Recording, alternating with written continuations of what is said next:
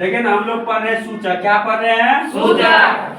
वे पदार्थ जो अपने रंग में परिवर्तन के द्वारा या गंध में परिवर्तन के द्वारा इस बात की जानकारी देता है कि कोई पदार्थ अम्लीय है कि क्षारीय है, उस पदार्थ को हम लोग सूचक कहते हैं। नहीं याद रहेगा? कोई पदार्थ जो अपने रंग या गंध में परिवर्तन के द्वारा इस बात की जानकारी दे कि कोई पदार्थ अम्लीय है कि क्षारीय है, उस पदार्थ को हम लोग सूचक कहेंगे। सूचक जो होते हैं वो मुख्यतः दो प्रकार के होते हैं। क्या प्रकार के होते हैं? दो प्रकार के। एक होता है प्राकृतिक सूचक और एक होता है संश्लेषित सूचक। कोई पूछेगा सर प्राकृतिक सूचक किसको कहेंगे? तो वैसा सूचक जो प्राकृतिक स्रोतों से प्राप्त होता है, मतलब प्रकृति के द्वारा प्राप्त होता है, जिसको हम लोग नहीं बनाते हैं, उसको कहेंगे प्राकृतिक सूचक।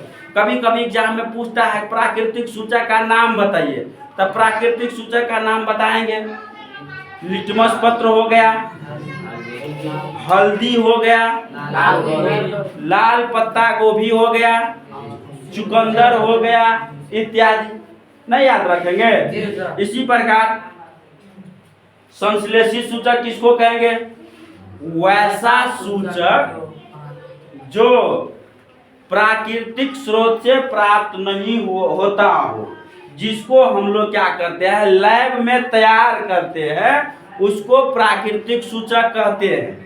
कोई पूछेगा प्राकृतिक सूचक का एग्जाम्पल बताइए, तो मेथिल ऑरेंज हो गया न, और ये सब क्या करते हैं तो अपने रंग या गंध में परिवर्तन के द्वारा इस बात की जानकारी देता है कि कोई पदार्थ अम्लीय है कि क्या है, क्षारीय है। जैसे हल्दी हो गया, अगर हल्दी पर कोई अम्ल वाला पदार्थ डालिएगा ना, तो अम्ल जो है हल्दी पर कोई प्रभाव नहीं डालता। लेकिन अगर कोई पदार्थ भास्मिक होगा तो वह क्या करेगा, हल्दी के पीले रंग को भूरे लाल रंग में, पूरा कटगर लाल नहीं, भूरा लाल में बदल देगा। जैसे याद करो ना, कभी कभी क्या होता है कि सब्जी हम लोग के सर पर पड़ जाता है, नहीं पड़ जाता है, और जैसे ही सब्जी में रहता है हल्दी, नहीं रहता हल्दी, और जैसे साबुन लगाते हैं साबुन में रहता है बस वो खटाक से उसको भूरा दाग लगा देगा, नहीं लगा देता है। ऐसे होता है कि नहीं होता? देखोगे लगेगा पीछे लग गया सर पे, नहीं लग गया, तो वही हुआ जी, पहचान में आ गया। फिर अम्ल जो होते हैं वो नीले लिटमस पत्र को लाल कर देता है। देखो ना, नीला था लिटमस पत्र, उसके रंग में बदलाव कर दिया, लाल नहीं कर दिया। और भस्म क्या करता है, लाल लिटमस पत्र को नीला कर देता है, तो रंग बदल दिया कि नहीं बदल दिया।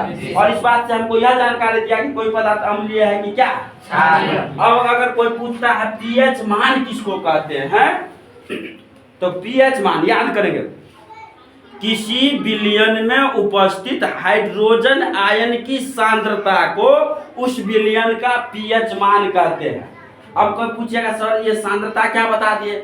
सांद्रता मतलब होता है कि कितना मात्रा में है। सांद्रता मतलब क्या होता है, कितना मात्रा में है। मान लीजिए कि अगर अभी बताए थे कि मान लेते हैं हम लोग शरबत पीते हैं ना, तो हम लोग इस बात का जानकारी कैसे लगाते हैं कि उसमें चीनी कितना, जितना ज्यादा मीठा होगा उतना मानते हैं कि उसमें ज्यादा चीनी मिलाया गया ना। तो मान लो हाइड्रोजन आयन जितना ज्यादा है कि कितना कम है, इसी बात को कहेंगे सांद्रता। मतलब हाइड्रोजन आयन की मात्रा हाइड्रोजन आयन के कते है, कितना है ना। तो किसी विलयन में हाइड्रोजन आयन कितना है, इसी बात को उस विलयन का क्या कहते हैं, पीएच मान कहते हैं। और कोई पूछेगा पीएच का फुल फॉर्म क्या होता है, तो पीएच का फुल फॉर्म होता है potential of hydrogen.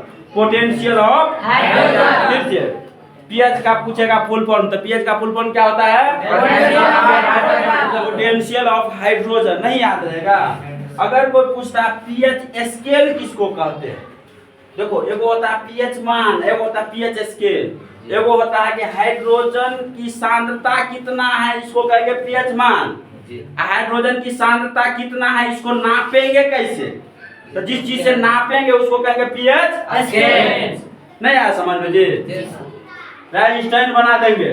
PH scale के पारस जो होता है ना, वह 0 से लेकर के 14 तक होता है। तो कभी कभी एग्जाम में पूछता है पीएच स्केल का पारस मतलब मापते हैं, वो अंक बताएं कितना तक होता है, तो 0 से लेकर के 14। इसको 3 भागों में बांटा गया है, एक सात से कम और एक सात से अधिक।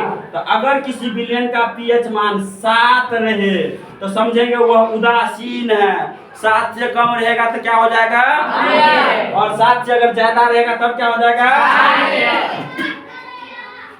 किसी बिलियन का पीएच मान अगर 7 हो तो समझेंगे वह उदासीन है, 7 से कम हो तो वह अम्लीय होगा, और 7 से ज्यादा होगा तो वह क्या हो जाएगा न।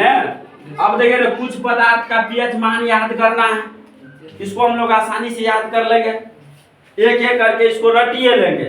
जैसे अमाशयरस का पीएच मान पूछेगा तो अमाशयरस का पीएच मान कितना होता है, 1.0। अमाशय में रहता है हाइड्रोक्लोरिक अम्ल। हाइड्रोक्लोरिक अम्ल जो होता है ना, वह जो है प्रबल अम्ल है, प्रबल अम्ल है, ताकतवर अम्ल है, याद रखेंगे। कभी कभी पूछता है ताकतवर अम्ल, हाइड्रोक्लोरिक अम्ल है ताकतवर, जिसका पीएच मान जितना कम वो उतना ज्यादा शक्तिशाली अम्ल होगा, याद रखेंगे। जितना पीएच मान कम उतना ज्यादा शक्तिशाली ना। अब देखो ना, टमाटर का पीएच मान 4.16 कितना होता है, जोर से बोलेंगे, टमाटर का पीएच मान कितना होता है, नहीं सुने, फिर से बोलो कितना होता है। मूत्र का पीएच मान कितना होता है, फिर से बोले कितना होता है। नींबू का पीएच मान कितना होता है, फिर से बोलो कितना होता है, नहीं सुने, फिर से बोले कितना होता है।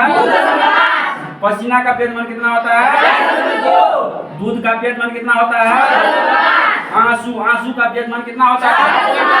कभी कभी कहेगा आंसू जल, तो आंसू जल मतलब वही आंसू, उसका पीएच मान कितना होता है। खून का पीएच मान कितना होता है, पीठ का पीएच मान 7.5 से लेकर के 8.8।